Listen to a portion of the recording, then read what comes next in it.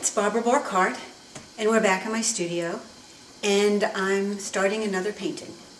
I'm glad you joined me, and this time we're going to do something that's a little bit different. This is the beginning of a painting that I've just started. It is not on canvas, it is not on paper, it's on a wood board.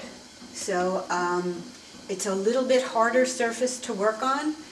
Actually, it's really smooth, and it feels sexier to me. It's kind of a really nice, wonderful surface to work on. So that's what we've started here. And I've started another painting that is from London. When I was wandering around the park with the peacocks, there was this horse over here that was just under this tree, and they seemed to meld together, and I thought I would capture that. Now this is the very bottom, underneath part of the painting. It is sort of like a wash that's all over, so the entire surface is covered. So we know mostly what the composition is going to look like. There's a structure, a tree, going almost up the middle of the thing, and its branches are sort of caressing the top of the horse and providing some shade. So what I've done is I've suggested where the horse is. He's sort of placed. He may change a little bit, and there may be something else coming in over here.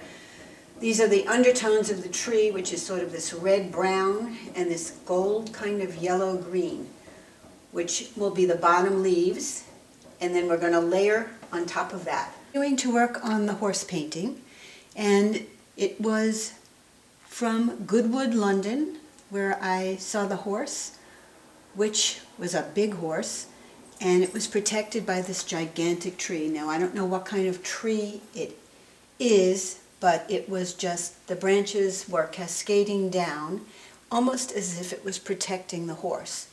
And in reality, it was protecting the horse. It was high noon, it was very hot, and the horse was hiding under the branches in the shade and cooling off, which is sometimes where horses go. Now, the horse is a big horse, and the tree was gigantic. And it looked like a big, tall protector, protecting the animal from the sun, providing shade. Anyway, the horse seems to be hidden from a lot of the light, so basically you're going to get much more of a silhouette type of feeling. And the activity in the branches is what I seem to be really interested in here. You can see they're very elegant, draping down, covering the animal's face and his rump, providing some sort of protection. It was in the park where the peacock was, and the peacock had been strolling over here after me, and I sort of strolled over here away from him towards the horse. But the tree is very elegant and very drapey feeling, sort of coming down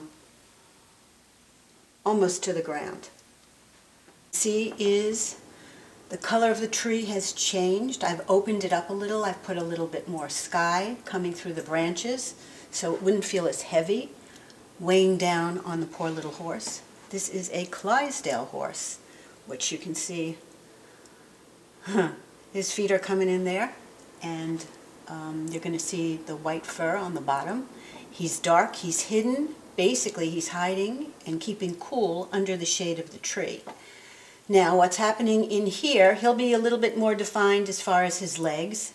Some parts of him are going to disappear under the magnificent leaves of the tree, and the tree is sort of like draping down, very elegantly covering the horse and providing cover and shade so the animal won't be so hot at high noon. Now, what I want you to understand about the tree is it's done in layers. It's not like I go in and I put it all in at once and then we're done. Basically, I put the branches in first of the trees and some of the foliage from underneath, and then the horse got blocked in. Now the horse has been blocked in a little bit finer. He's a little bit more defined. He's going to be even more defined after today. And I am starting to layer the colors of the leaves going in. I've put some light branches that seem to bend and pull down this way. These darker green branches will be behind, And these will be behind where the horse is, and this is sort of going to be coming forward to you. Now wherever it comes forward, it gets the light from the sun. And some of the sunlight may actually show up on the horse, where he sort of picks up the highlights of the light on his body. I've been working on the painting, and you can see the leaves are getting more developed. The horse is definitely being hidden more. He is a Clydesdale horse. He's a very big horse. The tree is enormous. He's being dwarfed, literally, and protected and shaded by the tree. And you can see the light is coming right here. There'll be a couple of highlights maybe on the horse's leg, front leg, and a little spot on his hindquarters. And you can see that it is lighter and coming towards you this way. And the dark areas, which are green up in here and here, are pushing back.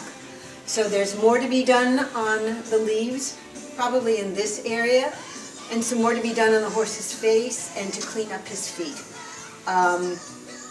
So I have to wait for it to dry, and then we'll go back in and work on it some more, and we are almost at the end.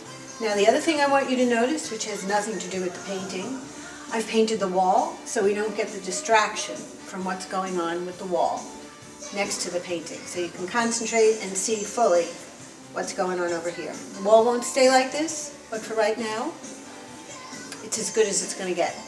Painting, and I figured I'd show you it in its completed form. Now obviously you can see that the energy in the tree has sort of taken over the horse. The horse is being sheltered from the sun, and he's smart enough to go under the tree, so he's in shade, almost appearing in silhouette. He's a beautiful horse. He's a Clydesdale horse. So you know how big the trucks, the beer trucks that are pulled by Clydesdale horses are, and how giant and sturdy and gorgeous they are? Well, this gives you a feeling of how much bigger the tree is than the horse. He looks very small in comparison. Almost looks like a pony in comparison to the horse. But I want you to feel the energy of the tree and see where the light is hitting the leaves that are out towards the front, and they're protecting the tree. Now I'm going to take you in for a close-up so you get a better idea of the texture and the surface on the canvas. Now remember that this is on wood, so it's a smoother surface than canvas. Okay, here we go.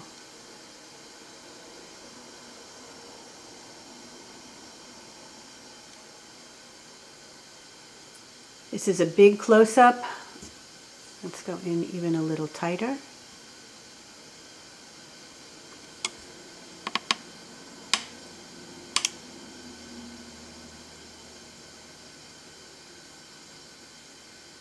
These are the branches of the tree, the sky peeking through. You can see there's iridescent color in here, wherever the sunlight is picking up. Again, we have the sound effects of the camera and the tripod.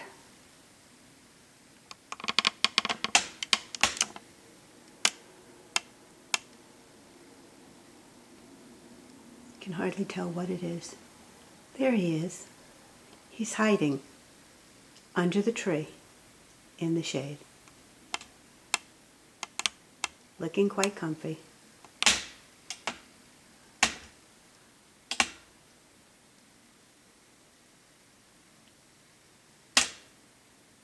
Okay, we're back to the trunk of the tree.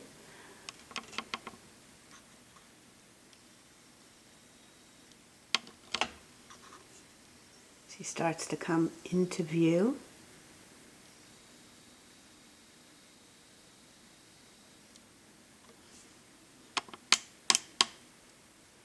And here's the completed painting. I'm glad you stayed with me to see the completion of the horse under the tree. And I hope you'll stay with me some more and return and see what we're going to paint next. Have a great day.